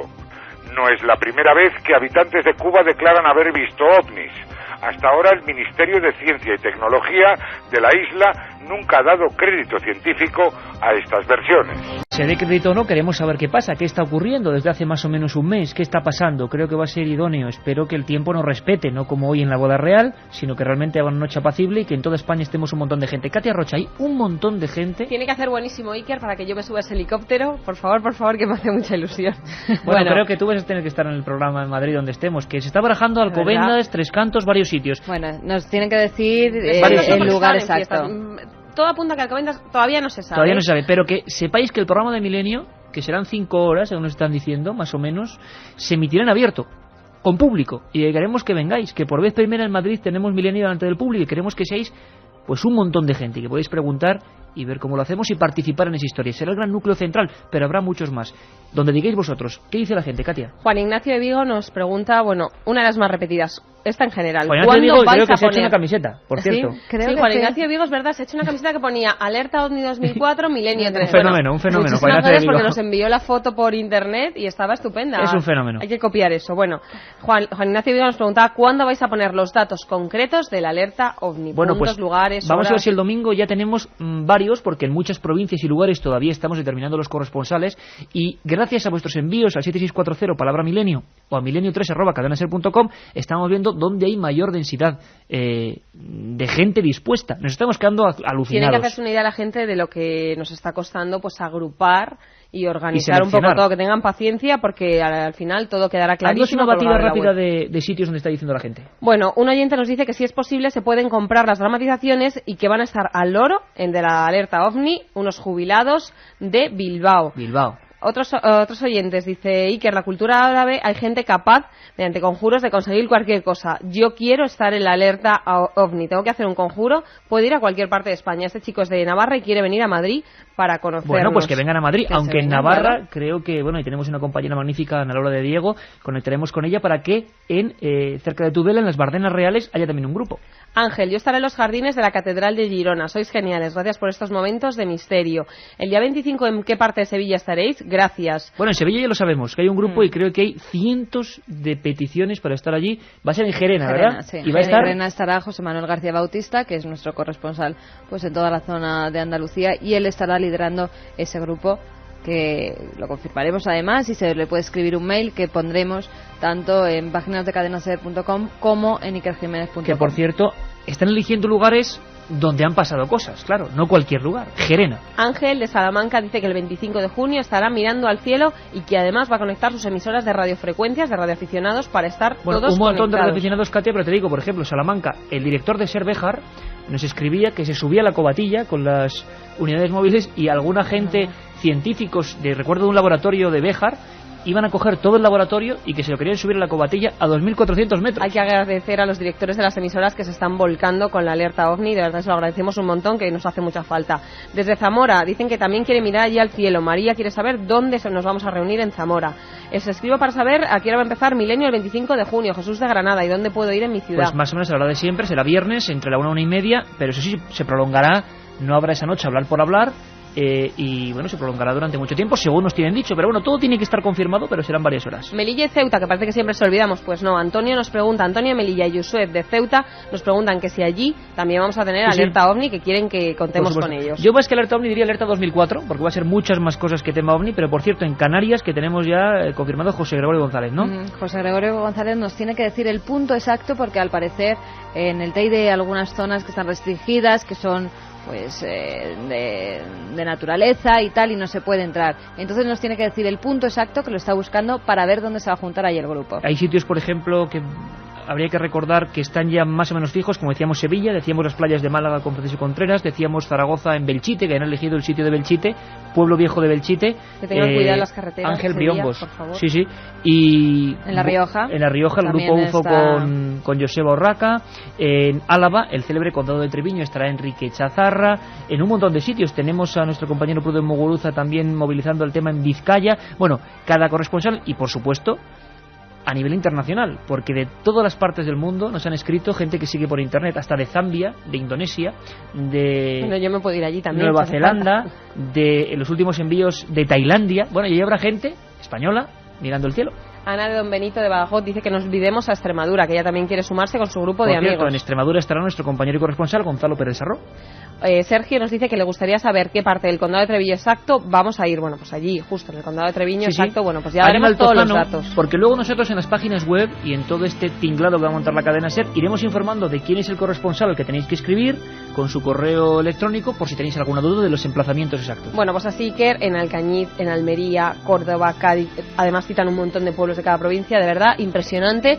Y vamos a dar los ganadores de Sol Libre Magos y Reyes de Mar Rey. Juan de Madrid dice que por qué no organizamos viajes concertados con nosotros para verano, o que si no, que les llevemos al Escorial. Esto está muy complicado, Un catedrático de Historia de la Universidad de Salamanca dice que está conmigo en cambiar los planes de asignatura de Historia. Dice, hay tantas cosas que podríamos aprender, pero que aún no está bien enseñar. Y Leila, de 16 años de Madrid, dice que le gustaría mucho que este horario lo utilizáramos siempre. Bueno, no, es imposible, sabéis que porque estamos ahí con el tema del fútbol, pero Milenio los viernes a la 1:30 hasta las 3 y los domingos de 3 a 4 con las dramatizaciones, con el equipo de actores de la cadena SER. Este domingo viene El hombre del saco, la historia real, el crimen de Gádor. Os esperamos, un abrazo.